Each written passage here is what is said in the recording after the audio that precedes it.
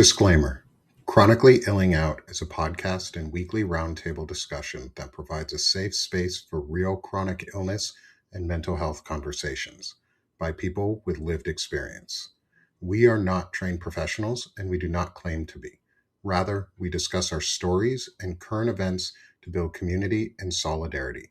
Know that you are not alone, and if you are in crisis, eventually it'll come on in. Good morning, everyone. Welcome to Sick of This Shit Publications. I'm Nick Paro, not your dad, joined by my good friends Beth Cruz of the Possibilitarians Light, Soso, our fibromyalgia CPTSD ass kicker, and karaokeist, and our friend Doc Steph, chronic migraine and CFS. I'm having a hard time reading this morning. And general all-around badass. And all-around badass, Doc Steph. And today we are joined by...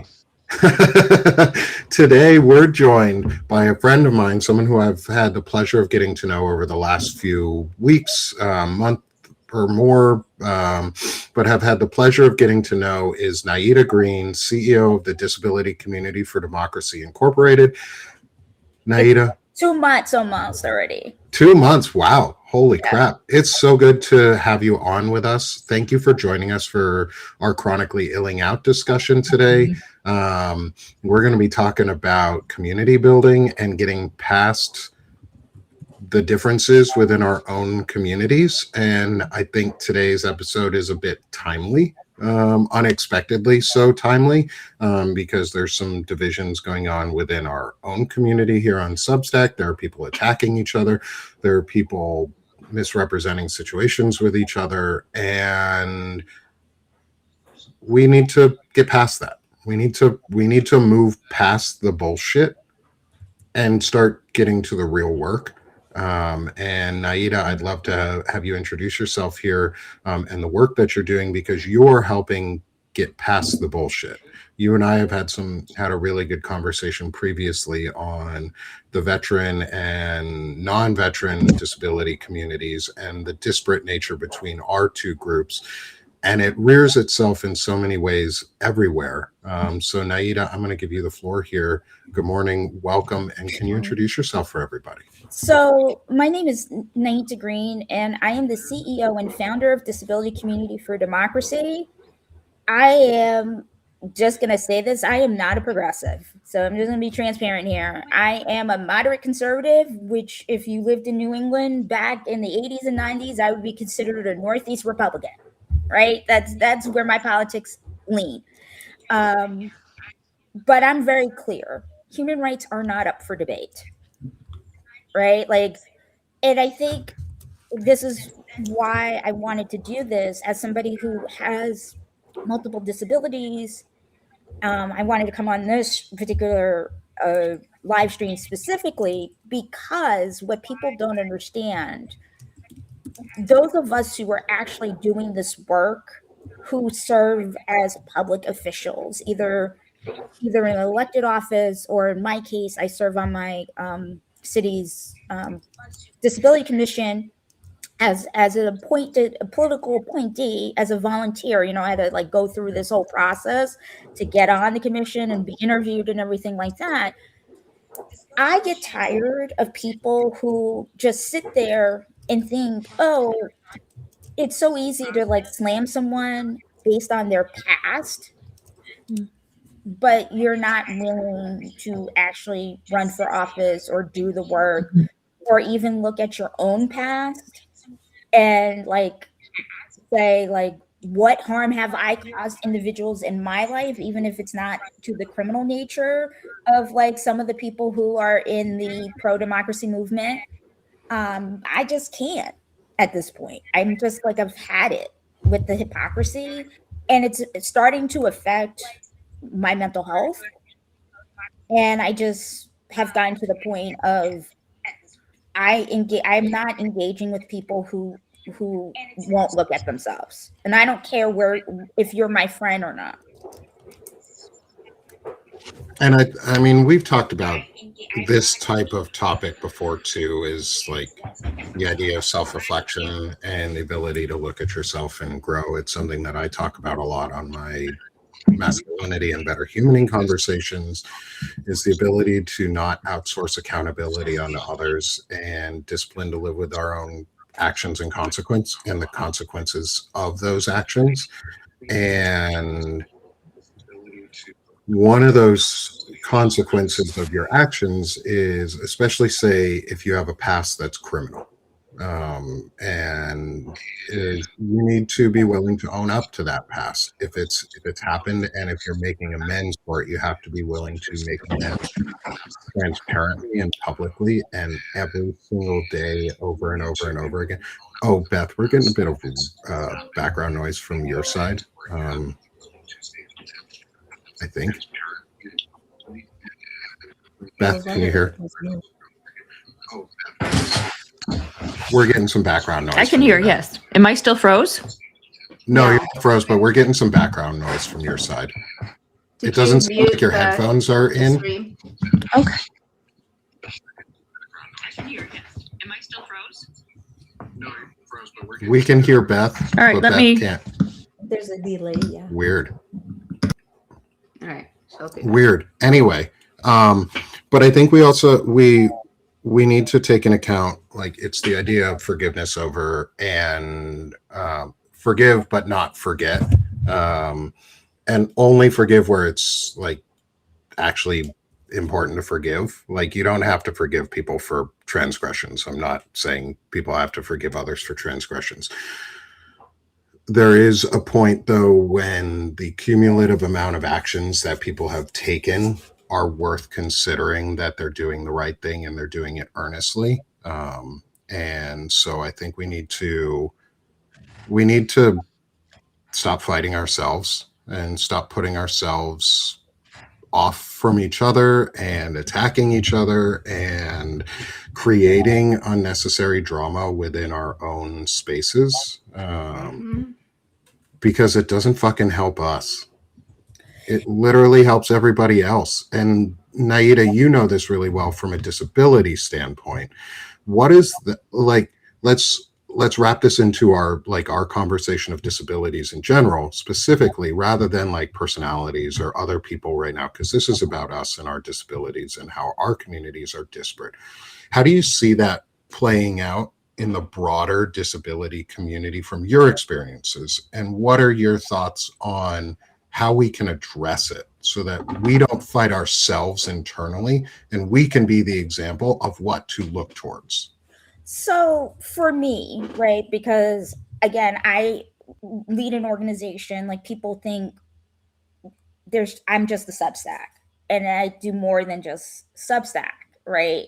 And so I have to be very clear around my own personal political views and the views of the organization. Like, the organization itself is nonpartisan. We do not take a position on like party politics, for example, but I have my own opinions about the political parties that are ableist as hell. And the Republicans have weaponized disabled veteran community against, they tend to be more conservative, right? And they've weaponized that in their racism, really, towards the people who are Democrats, who generally tend to have disabilities that either they're born with or they acquire via accident, but they're not vets.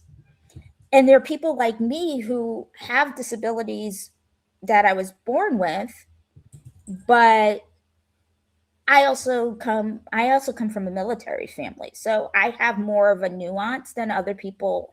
A lot of people in the disability community don't have.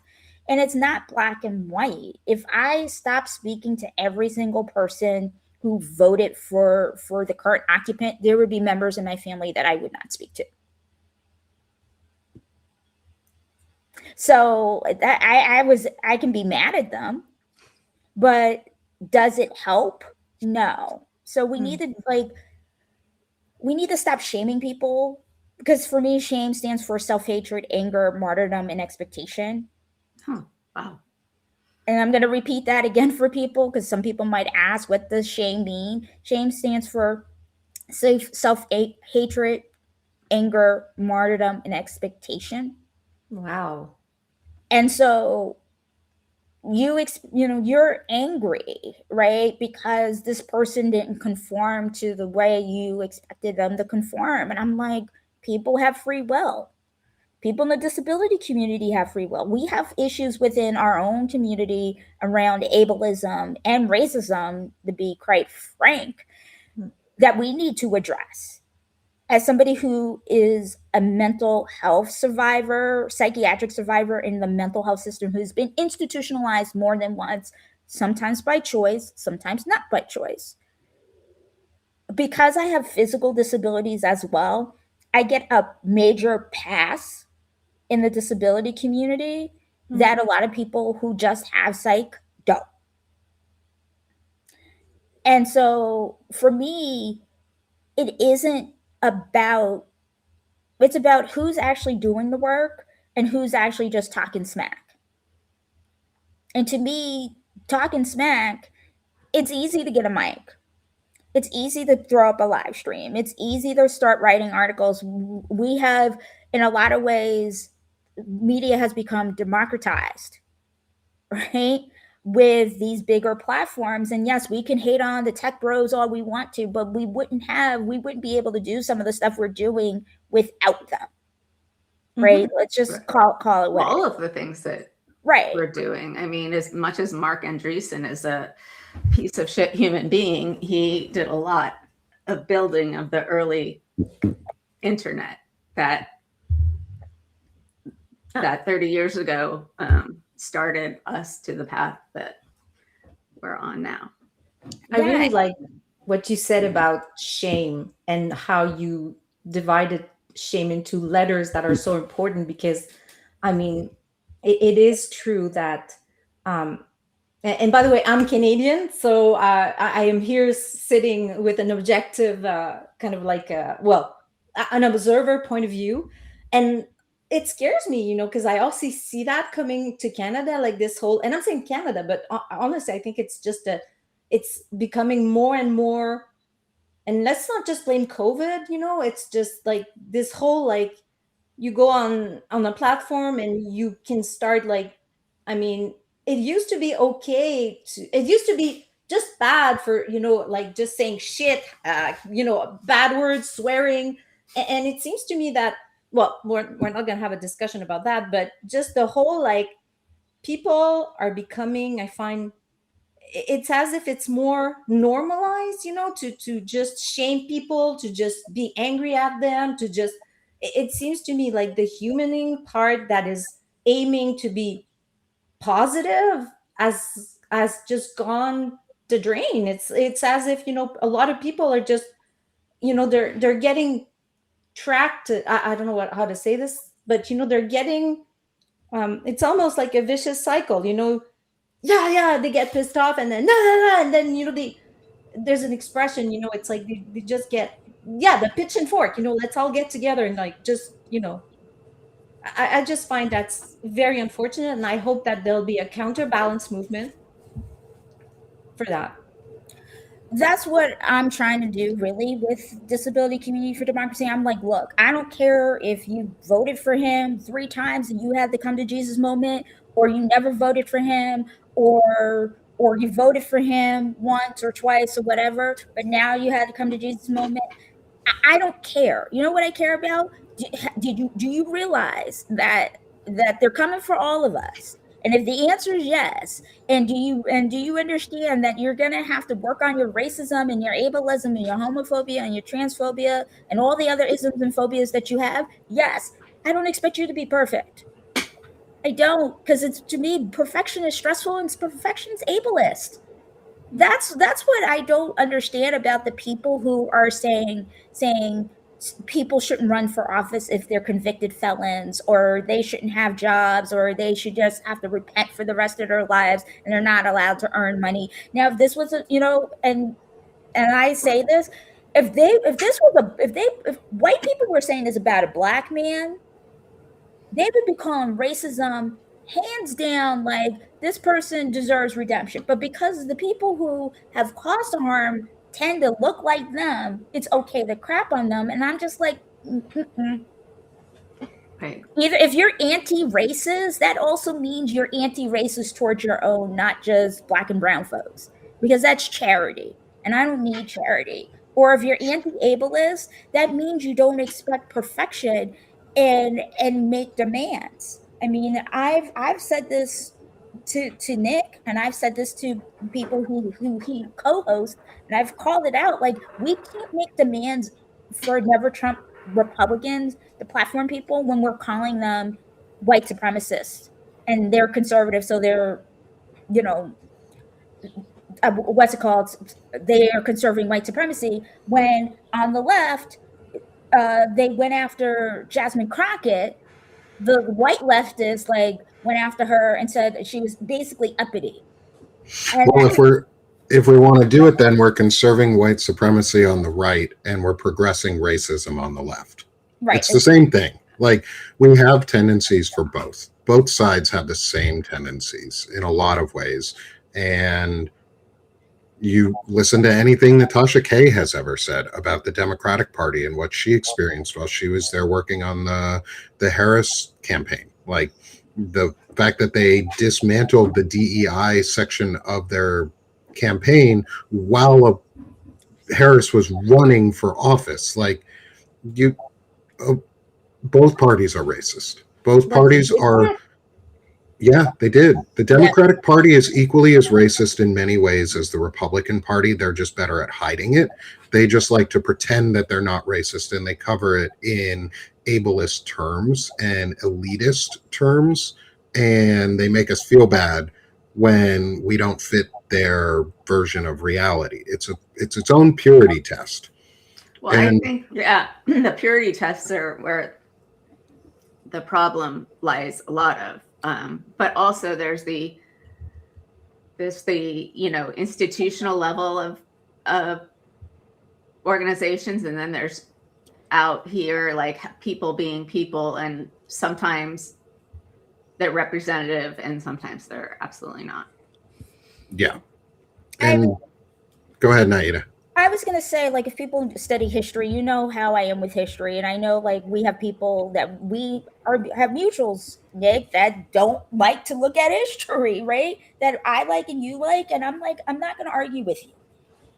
If you're upset, right? And I will say this 10 toes down. If you're upset because the country is going to shit, because it impacts, you're starting to see how it personally impacts you and your family, and you didn't really care before, I suspect. I'm going to be suspect of that more so than somebody who's had a come to Jesus moment and paid an actual, like, either political price or legal price or public embarrassment price. Like, I actually believe them more than I would somebody who says, hey, like people who went on the news and who were complaining about the administration, but never said anything really before. Like, to me, what work have you done before?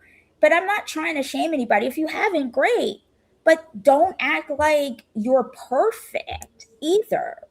That's my thing. It's about, you're acting like you're perfect and you're shaming people, right? Like, you can, like, there are people on our side that have done that. I know about their past. I'm not going to put it on Front Street, that I'm like, if somebody found out about some of the things you've done, you'd be shamed too. Like, come on, grow up.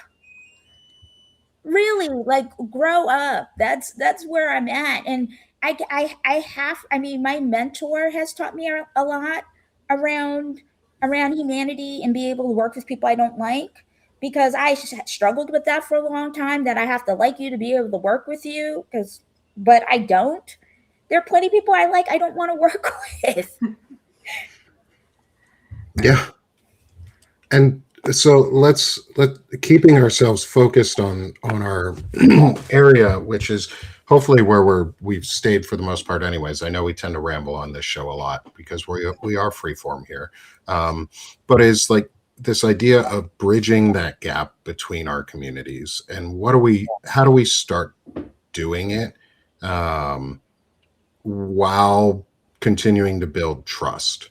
Because like that's a great comment, TM, in our chat is, but what about trust? That's really the issue. Again, depending on who you're talking about, trust is an earned thing. I mean, trust is an earned commodity and can be taken away, and that's for everybody. And none of us are asking people to trust certain folks or voices over others right now. Like, I'm not demanding anybody go out and follow certain people or unsubscribe to people or do any of that shit, because I want to stay out of that. I don't want to participate in that. And I don't want to participate in that either. I'm going to subscribe to who I subscribe to, and everybody has a right to make those decisions personal to themselves.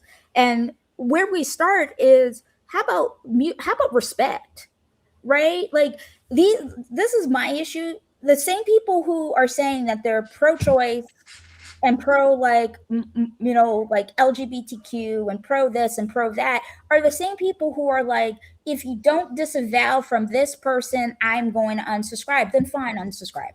Oh. Right? Like I'm sorry. Threats, it's like and I don't respond well to threats as somebody who is an intimate partner violence survivor and a sexual assault survivor. I don't respond well with threats. So if you're going to threaten me or threaten people I care about, I'm going to look at you like, are you kidding me? Right? And for me, like, we need to have the discussions. I think we need to all get in a locked room, either physically or virtually, and hash out why we have problems. We have to actually start talking to each other again. And I say, grow a pair of balls. I get people are gonna no. I don't have time for grace right now. Grow a fucking pair of balls. You don't agree with somebody, have a conversation and say why. I would say grow a vagina. Go. Yeah, grow some ovaries, because balls are weak and soft, and if you just touch them wrong, you fall over and die. Being a man in this group that has a pair, you touch those things and people get hurt. Like, but I'm sorry, as somebody who has ovaries in this group, ovaries are also very fragile, especially like if you have like certain like very bad cramps and endometriosis and stuff like that. They're both very fragile. But basically what I'm saying is stop being a fucking coward, right? That's basically what I'm saying. Stop being a coward. Like, I get it, right? It's easy. This is a term my brother taught me. He's like, a lot of people are, and I don't like the term itself, keyboard thugs, right? People who stand behind a keyboard and type all this stuff. Mm-hmm. And then when you disagree with them, right, and that stresses me out, right? Like somebody wrote an article, and I'm going to use this as an example. I'm going to tie it to why we're talking about this. So somebody wrote an article this week on disability hierarchy, right? And I said, it's inherently ableist and racist that you're coming up with this as somebody who's a white male. He's a PhD, and he's in a wheelchair, and he's the typical like embodiment of what we consider disability, right? And he put on top people who have terminal illnesses. Now, as somebody who's a member of the LGBTQ community, depending on what kind of terminal illness you have, you're not on top, right? Like, if you are dying of AIDS, especially back in the day, but even now with some people, like, AIDS is not. You're not super, this is the term that people in the physical disability community say, you're not super crip. You're not treated with the courtesy that somebody who is neurodivergent or even somebody who has mental health disorders would be treated, because you're seen as somebody who's dirty and who got this disease because of your own fault. Right now, I've done the work in that area 30 years ago. I don't believe it, but that's the reality. That's the reality you hear on the right. So we have to be real when we're talking about disability and bridging the gap, that what you might feel is fine is not. And then, of course, I got personally attacked by a white presenting person who has a PhD and a white person who is not a Black person basically said, well, he did acknowledge he did acknowledge whatever he acknowledged, like other, like people of color and women have a harder time. And I'm like, just because you acknowledge it, that does not mean what he wrote is still inherently racist and ableist if it's not culturally competent. That doesn't change my stance. Right. And why am I not allowed to have an opinion? And then I literally like said, look, you're centering yourself in a conversation, and this is a white woman, in a conversation on a post that wasn't about you. Right? And I just muted her after that. I'm like, I'm not going to argue with you. Like, that's why it's important when I do this work, I'm intentional about who I work with and who I have on my live streams and who I interview, because everybody does not deserve to be on my platform and my platform, like my platform meaning my time and my organization's platform. Not everybody deserves that, even if we have mutuals in common. Right. I think that's two things that are really important. One is that people are allowed to use their platforms the way that they feel is best to use their platforms. And I'm seeing a lot of people saying this person with a big platform needs to have my message, and that person with a big platform, has to focus on this. And I think, no, if you've built a platform, you get to have what you want on it, whether it's empathetic or smart or any adjective, or even white supremacists. I'm sorry, even white supremacists. Exactly. Like, if you're a white supremacist and that's your platform, I don't have to. Guess what? You don't have to subscribe. Sorry, you don't have to subscribe. Right. There's something called move on. And I think that's where we've lost it. Like, I feel like there's a group of us, right, who were born in the 80s, the 60s, 70s, and 80s, right, who grew up with, like, if you don't like somebody, leave them alone, right? And I feel like if you were born in its late 80s, 90s, 2000s, it's like, oh, I don't have to leave you alone. It's just like, come on. Right. That becomes very stressful. Right. Well, the other thing I wanted to say is that I think it's so important. We're losing, in these purity tests and, comments about other people's platform, we're losing the concept that empathy should come first, like, it doesn't have to be, I know exactly what you're going through, but it can be like, you have a story and I need to respect that and think about how your life has been, in addition to what I think my life ought to be. So that's one of the things that I want more of, is more empathy. Yeah, I agree with that. I mean, like, Nick and I have some people that we both follow who are part of the Never Trump camp, right? And I know there would be people, if they found that out, they would be like, Nick needs to be canceled. And I'm like, Nick served this country, became disabled due to his military service. What did you do? No, Nick doesn't need to be canceled because he supports certain people. Right? That's the way or what did you do? Right? Like, how many people, my brother is disabled due to his military service and is going through getting his rating right now. Yeah. The worst fucking time ever. Yeah. And he's still working. He's still working in his job, where he's still sworn an oath to this country. And should he be, I think he should retire, but it's not my job to tell him that. He still wants to work. So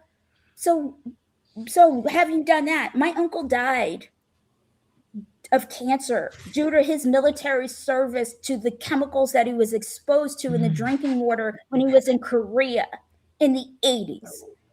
I don't want to hear it from anyone who wants to slam somebody, because unless you have actually had people who have lost their lives or have become disabled in combat, especially, right? right? My grandfather's a Korean War vet, got drafted. He was turned 18 in 1945 and got drafted. World War II, almost had to go overseas in World War II. Only reason why he didn't go because war was pretty much over. He was supposed to go to Europe. I mean, my father, his brother, and my mother's other brother, who's still alive, served. I mean, to me, that's really important to me, for my mental health, to hold on to that. Okay, and these are people of color. These are Black people and brown people who have served in the military in a country that does not like them because of the color of their skin. Just a reminder to people, right? These are not white folks. So, it's very easy for other people who have white privilege to attack other people who also have white privilege, but then want to elevate people who don't as gods if they agree with them. And that's not what this country is about. This country is about, for me, everybody should have a fair shake. Everybody should have equal access to services. How we get there we're gonna disagree on how we get there, but everybody should be able to go to the doctor. Healthcare should be a human right.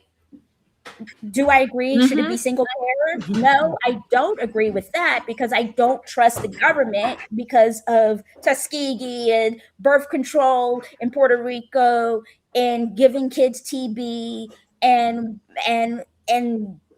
autism registry list that they're talking about coming up with. People will say I need to put on a tinfoil hat, but these are just historical facts. It's not my feelings. Right. But I think that a lot of people really don't understand our history, and especially the people that say, well, this isn't us. Actually, or that, when we're talking about bad things in the world, this isn't American. Well, actually, it's absolutely American, down to the core of our origins was racist and white supremacist and ableist and everything, whole nine, and anti-native, and so to say that this isn't who we are, it's just ahistorical and it's wrong, and we can be something else, and it's true that the thing that used to set us apart was the dream of equality, although I think that was also a self-delusion, because I think that there's 30% of our country who think that equality is terrible because they need to be at the top of the heap. I'm just going to say what they would call us. Those of us who are who see people's humanity is up for debate, they would call us every single homophobic term in the book. I'm seriously, that's what they would call any of us who are saying, whoa, this is not the way it is. I mean, and I think I feel for Nick, really, because, and some people would say, well, why would I feel for Nick, right? Nick is a white guy. Nick is Jewish. And so Steph, I didn't know you were Jewish because I'm just meeting you for the first time, but Nick is Jewish. And I have Jewish ancestry on my mother's side, but I have Jewish relatives on my father's side. My uncle by marriage is Jewish, and I have sat down for Passover and Rosh Hashanah and Hanukkah dinners with my Jewish relatives on my father's side by marriage, and the crap that the Jewish community is getting. And that's also affecting my mental health because I have to keep my mouth shut around, should Israel exist? You're not any opinion you have on anything right now is wrong to someone.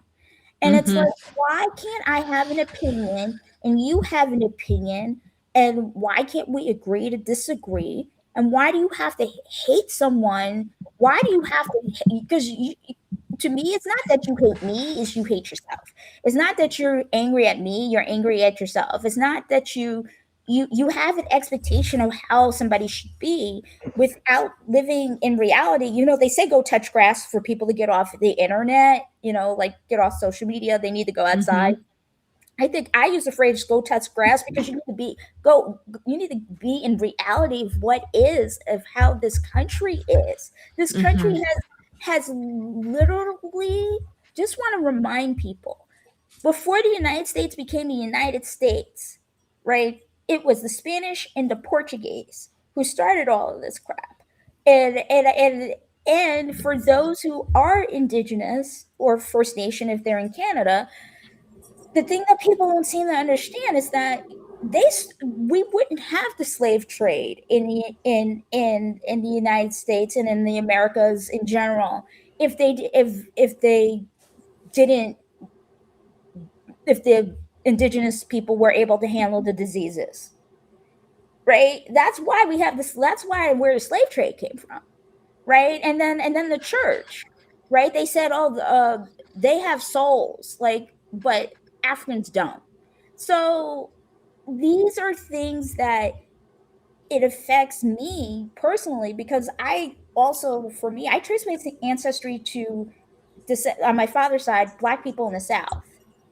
But I also have the immigrant experience on my mom's side, and my mom's Puerto Rican and Cuban, so I have the colonial experience, and I also have like the immigrant experience as well. So when people talk about what it means to be a certain person, right? What it means to be disabled and Black today, or Latina and disabled, or LGBTQ and disabled.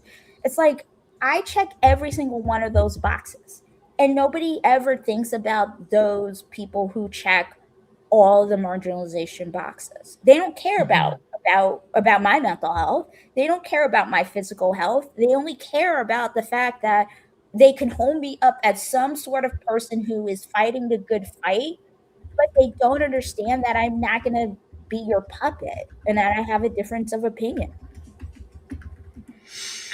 What happened to kindness? I mean, really? No, Yeah. like kindness, respect, listening, not listening to respond, but really listening and hearing what the other person is saying. I think we're losing so much of that because we are sitting behind computers. And I think, though, what we're doing, building, trying to make it better, and the infighting, it's just not acceptable on any level.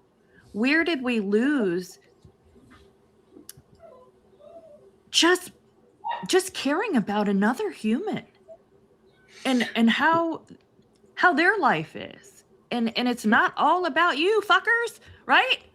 It's about everybody. Because they think compassion is whippy, pansy, punk, pussy, all the terms that I'm using that are horrible terms. But that's this is the language that these people use. And what people need to understand is that my brother who is not an alpha male, who will like hug me and pick up his daughter and pick up his son, and cry and all of that, he's stronger than a lot of these coward men who are in the White House and who serve in the current regime government, who are cowards. They're cowards. Cowards. And that's the thing that I was raised, right? Like, I have guy friends, and I bet you if I met Nick in person, Nick would probably be the first person to. I'm not a hugger, but I bet you Nick would give me a hug before I'm a hugger. He's a hugger. I can be a hugger. He's a hugger. And then they would say, he would say, some people would say, that's not being a man. Really? That's being a man? That's being masculine, being in touch with your feelings. Come on. Do you know where all this starts, really, though? It starts at home, and starts in our early grades. It starts in our kindergarten. And I just can't understand. I don't know why, but I just can't process why nobody seems to understand everybody's blood is red. We all have bones. We all have flesh. Well, We're all just struggling to exist. Can't we just treat each other with some compassion and understanding and just hear the other person? no, not allowed. Not Not if they allowed. want to stay Not on You're not allowed, my Beth. dad. You're not my Because dad. I'm not your dad. I can't tell you what to do, You're but not not my allowed. dad. Because we're in a society of a curated reality where everybody has their own hyper individualized curated reality through the Internet of Things and AI assistants and all these other personalized, hyper personalized features that we don't see each other as anything other than a checkbox or as a screen or as the dynamic around it is it's no longer personal. We've lumped ourselves too aggressively into all of these disparate little boxes. We have allowed ourselves to be labeled as every single thing. And if you don't meet all of the labels, you're not part of my group. And it's allowed us to get, and then on top of that, we have been brainwashed. And yes, there is and yeah, you can teach your children not to know this slop, and you can also fight against this slop when they come and bring it to you. It all depends on how you parent your kids and what you do and how well you're receptive to listening to what they're saying and then actually talking to them and treating them like little people rather than like ungrown people, because they're still tiny human beings who are in the growing process and they need your love and attention and care, and they're going to make mistakes because now they know and they can grow. But also I want to just go back a little bit on a comment, and I think I appreciate where you're coming from, friend, on this comment, because I agree that there's a lot of truth to it, but I don't think it hits the real heart of the problem. Is we keep blaming things like media for turning viewers against each other and turning viewers racist.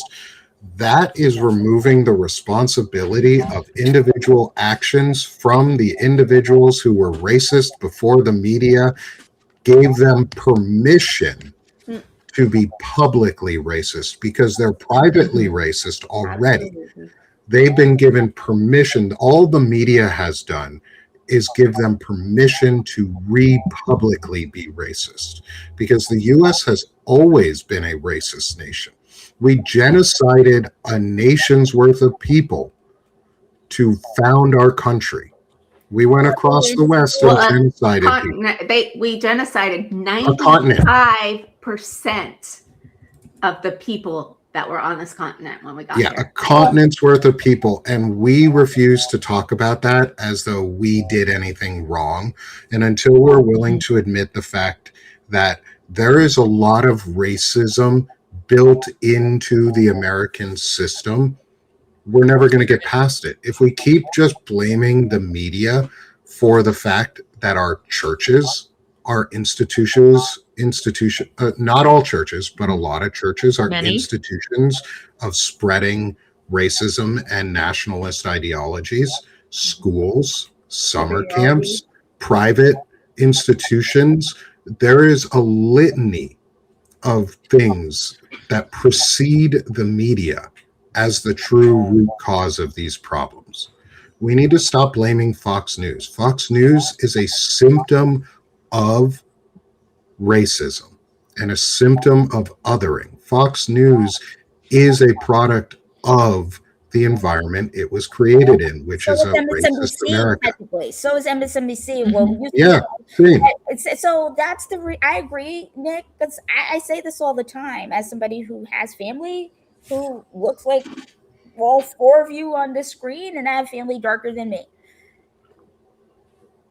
At the end of the day, most people don't get outside of their bubble, right? And I think for me, because that's how I was raised, I'll read stuff from Fox and I'll read stuff on Substack and I'll read this and I read NPR and BBC and Reuters and different types of news to get different perspectives and make up my own mind.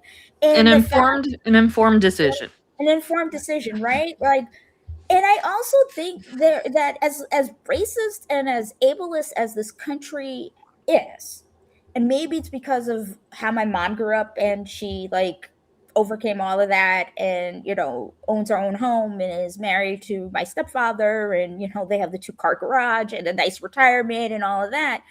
It's like, I have no patience for victimhood, right? Like I'm nobody's victim, right? Like, yeah, I experienced ableism. Yeah, I experienced racism. Yes, I've experienced sexism and the whole 9 yards, but I'm nobody's victim, right? I'm just no one's victim. And I've been hurt by people who look like me. And I've, you know, because they don't, you know, they want me to pretend that I, you know, like deny the fact that I'm, you know, Puerto Rican and Cuban on my mother's side. I'm not going to do that. She actually is the one who raised me, right? She was the one who raised me. So no, I'm not going to do that. I'm not going to deny that I have European roots in me when you see pictures of my family who are like white, Puerto Rican. Sorry, I'm going to pretend that they're not related to me. That doesn't make sense. That's intellectually dishonest.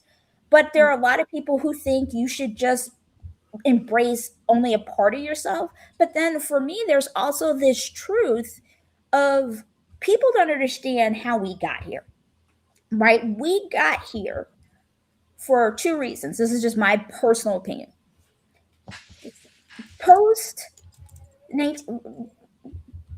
After Martin Luther King Jr. was assassinated and RFK was assassinated, there was something called the Kerner Commission that LBJ put together. Mm-hmm. And they came up with all of these recommendations.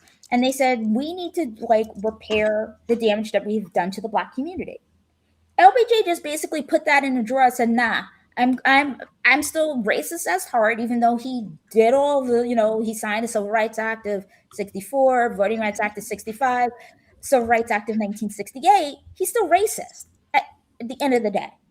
And so he was like, nah, I'm not doing that.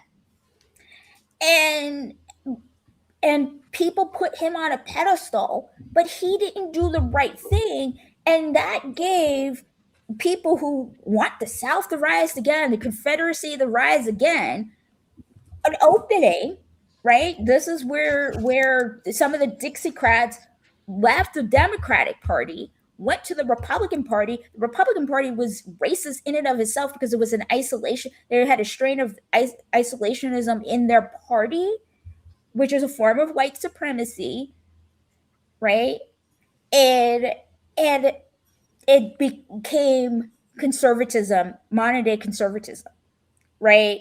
Which exploded into the Tea Party, which now has become MAGA, right? So we are here because we had not handled our business in 1968. If we would have done the right thing, we would have been further along and there would not have been as much of a chance of these groups, these people who co-opt terms like progressive and conservative and liberalism and all of that, who are just truly ableist, truly white supremacists and believe in eugenics, to get into political power. That's just my personal stance on this.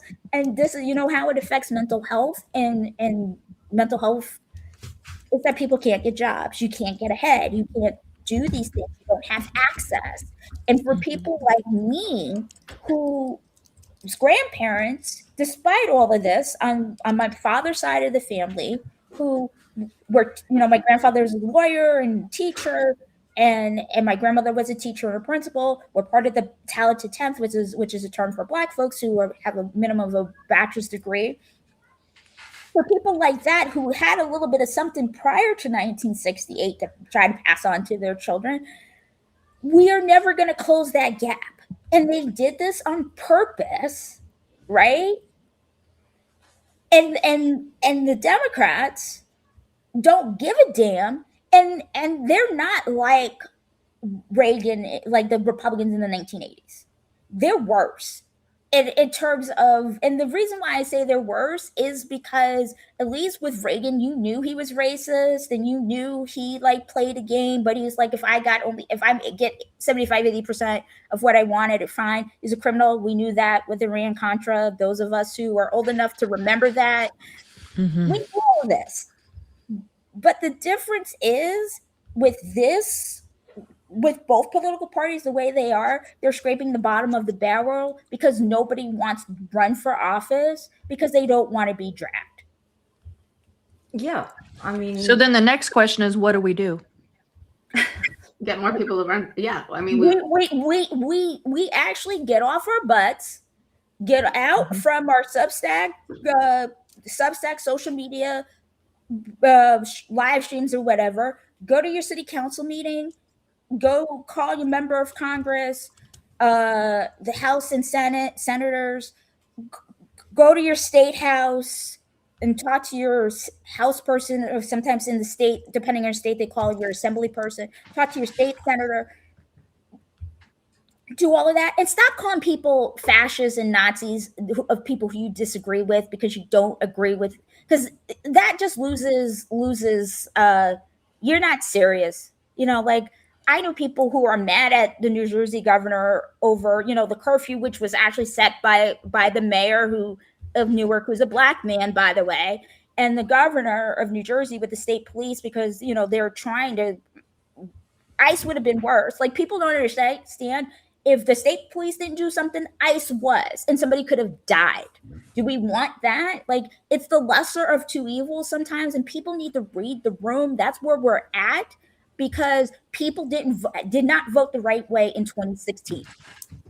People did not vote the right way in 2016, so that's why we're here. And then people had this opportunity to do the right thing again, and they didn't do it again. So stop complaining about the cops when a lot of your friends stayed home and vote, or they voted for the current occupant, and you won't deal with them in your own family. At least I have conversations with my family, and I still talk to mine, and they're starting to come around.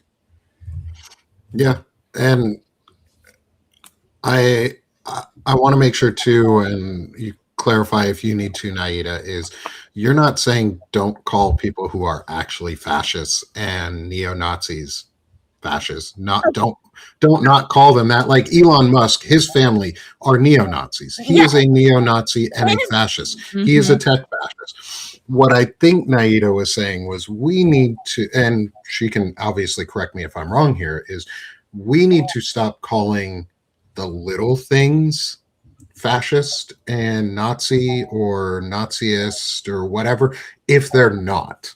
If they're not actually what the word means, we need to stop using it, because we dilute the word every time we use it inappropriately and incorrectly. It's what Trump does. It's what Trump is really good at doing.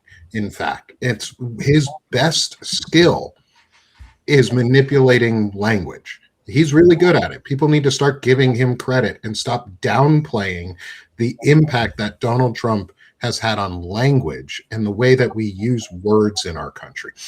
There's a reason we don't talk about impeachment in a serious way in this nation, because Donald Trump made that word meaningless. There's a reason we still talk about election integrity, or we're afraid to talk about election integrity, because Donald Trump made those words meaningless. He made the word insurrection and patriotism meaningless. It's what Mussolini did. It's what Hitler did. It's what Stalin did. It's what other dictatorial leaders in the past and present have done and do.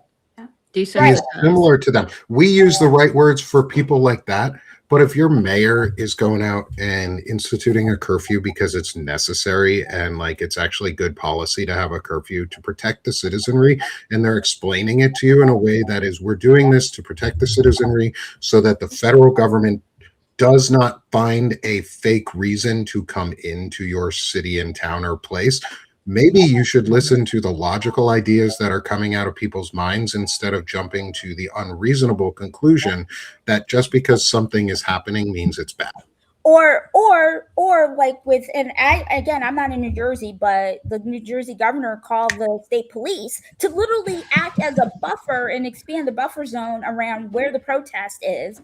And people got, I'm not saying the cops didn't go extra, they did, but the 4 out of the 5 people who they arrested were out-of-state agitators, right? Like, these are things that people don't understand how these things work, and all they see is the cops being the cops.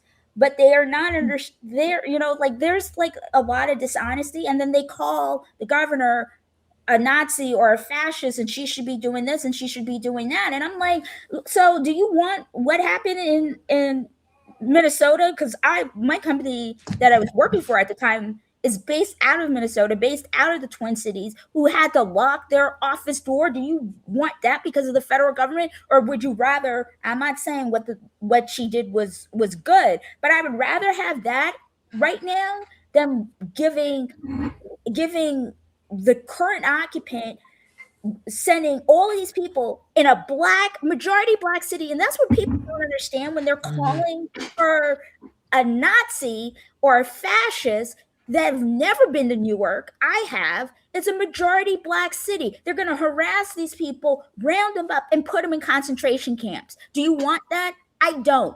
I'm sorry. I just don't. I know people who live there. And so those are the things that affect me personally, like my own mental health. Sometimes I'm like, you are ill-informed of even the makeup of the city. If they did it to Minneapolis and Minnesota, which is a majority white state, what do you think they're going to do to New Jersey and Newark? Or California? People need to think, and they are not thinking. Yeah. And so we're at the top of the hour, and Nieta, you have a hard stop that you got to get to. So I want to give you a chance here before you have to drop with us, is to promote the disability community for democracy and the work that you're doing. And then we will not leave everyone until we have done the meditation, but I want to make sure Nieta has the chance to promote the work that she's doing and her publication and the things that the disability community for democracy are up to, because I support the work that you're doing. And I'm glad that you are here with us, and I appreciate you coming on and speaking with us. So Nieta, promote yourself in the work that you're doing. So my name is Nieta Greene, and I am the CEO and founder of Disability Community for Democracy.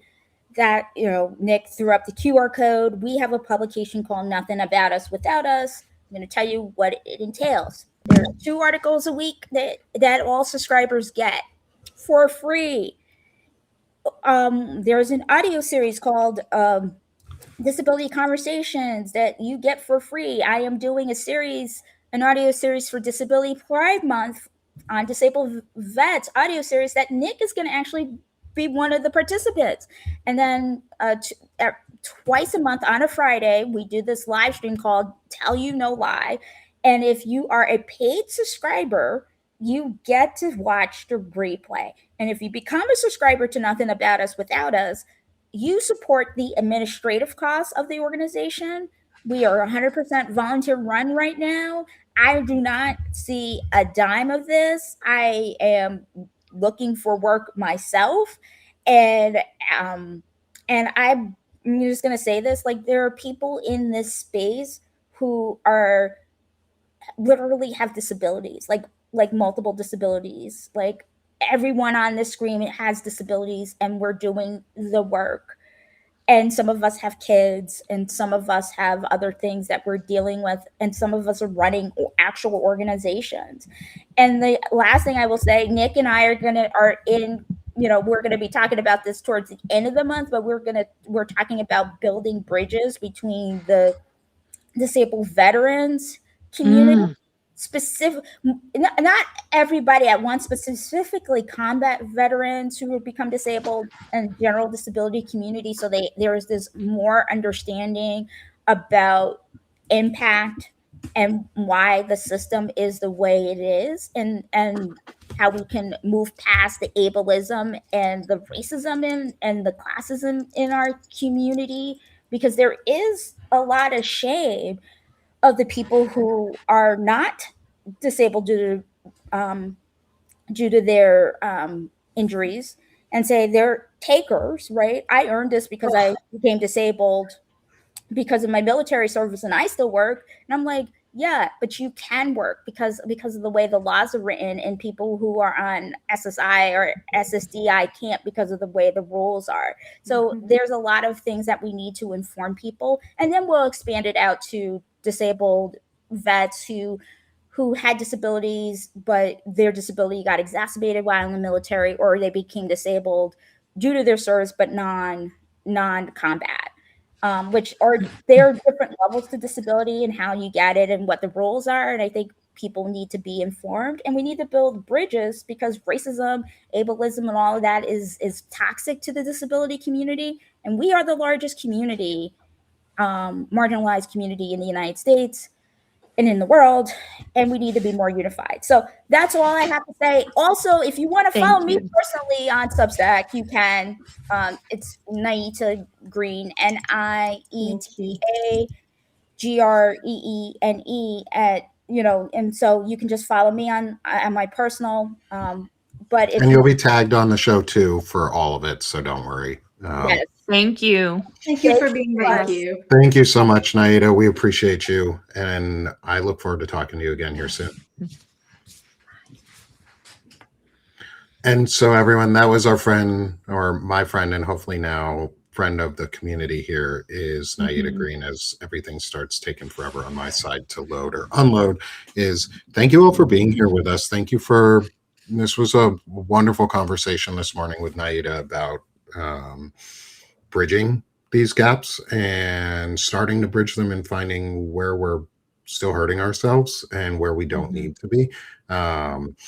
And let's start fucking moving forward, because that's what we need to do. We need to move forward, and we need to do it as a community and as a group and as a united front, because it's country over party and it's humanity over country. And we need to start remembering the humanity first part, where we treat each other with fucking respect. And we start treating each other with equality and equity, and we value people just for existing. Like, we have inherent value because we're here, and let's start fucking treating people like that, and stop dividing ourselves for no fucking reason. Let's not box ourselves in. Better humaning. Yeah. Better humaning, intelligent humaning, and we need to do a lot of that. We need to do a lot of it, and we need to do a lot of it boldly and loudly, and continue to stand up and say, no, we're not going to divide ourselves on these issues. No, we're not going to make issues out of non-issues. No, we're not going to do stupid shit. And so let's close out, because this has been a wonderful discussion anyways. Let's close out, as we always do, with a lovely meditation from our friend Beth Cruz. This was last week's meditation that she released for us, and I will definitely be including it in the show notes for everyone, so you can go and re-listen and download and just keep these in your toolbook in your pocket, because they're amazing. So everyone, let's enjoy Beth's last meditation from last week, Just Breathe, and then we'll come back and we'll have our final closeout for everyone, and we'll see you all next week as always. So thanks everyone for being here with us, for spending some time with the disability community that for democracy with Nieta Greene, with us here on Chronically Illing Out and the Sick of the Shit publications. Y'all are amazing. Thank you so much for being here. Thank you for being a part of this community, and let's continue supporting each other and growing with each other. So let's take a moment here to just breathe and relax for the morning, because it's going to be a long week. It always is. It's always a long week. But we're going to make it great. We know it's going to be a long week. We know there's going to be bullshit upon bullshit upon bullshit. And you know what? Meditation helps. Sit back and relax. Watch the pictures. Don't close your eyes. Do that on the second or third time you've listened to it. But for the first time, make sure you look at all the beautiful pictures and just breathe. So we'll see you all on the flip side. Thanks, everyone. Welcome to our Just Breathe meditation. Join me by taking a deep breath in through your nose and slowly exhale out through your mouth. Take another deep breath in and slowly exhale out. One more deep breath in and slowly exhale out. Flowers, what an extraordinary gift to our world. Whether they are blooming in fields on the ground or artfully decorating a spring tree with their colorful palette of blooms, their presence in nature evokes joy and gratitude. Observe the flowers swaying gently in unison with the breeze. Notice that they do not brace against the wind. They bend and gently waltz with it. Nature in harmony and rhythm. Each species of flower blooming together in a dazzling display of unity. Take this moment to imagine yourself outside. Feel the warmth of the sun and gentle breeze on your skin. There is no need to brace yourself against the wind. Allow yourself to feel and move with it. Release all your stress, fears, or worries, and, like the flower, waltz in the breeze.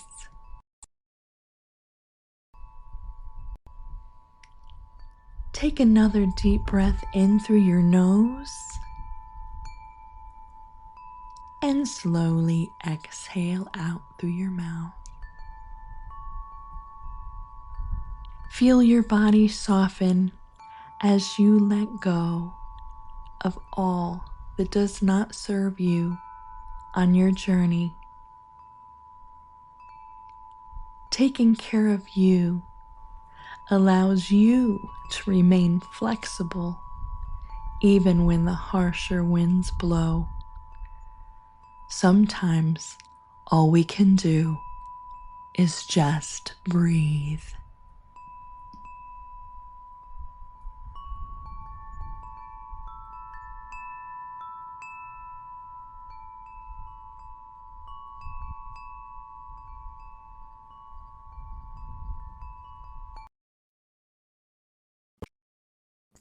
No, I love that, Beth. That was beautiful. It was great. It was beautiful. That was really beautiful. Thank you so much, Beth. You're welcome. Let me find, there it is. Again, still need her new image icon, but Beth Cruz, the Possibilitarian's Light, and the amazing meditations. Say to my friend Nick, I'm going to send it again, friend. Send again. But thank you, everybody. I really do enjoy doing these meditations. And I appreciate all of you. Thank you for following my work, whether you're a paid subscriber or not. And look at how much better I'm doing at this, Nick. You're doing great. You're doing great, Beth. You're not afraid to promote yourself anymore. No, I'm getting better. I appreciate everyone so much. Thank you. It's been a wonderful year here. Good. I'm glad you're building into it, Beth. And I'm glad that you're getting more comfortable with it too. So everyone, please go support Beth and the work that she's doing, and the beautiful meditations she's writing for us as well. I love them. That's a great way to close out our mornings. And next, my good friend Steph. Doc Steph, how about you? Hi, you all. I'm on Substack at Freedom Over Fascism, freedomoverfascism.us. I have fireside chats with people who can help provide context and expertise about the world we're living in. There are lots and lots of back episodes you should go listen to because everything is still relevant. And I will be back with new episodes soon-ish. And I would love the support, either being a free subscriber or a paid subscriber, because I want to help us all know what's going on and how to work toward fixing it. Thanks, Steph. Glad you're here. Thanks, everyone. Please become a paid subscriber or free subscriber with Steph. She does some amazing interviews, and she has a really great catalog of past interviews that she's done that are all well worth a listen. So please go support my good friend Steph. And how about you, Soso? Hey, well, I'm your favorite emotional support Canadian.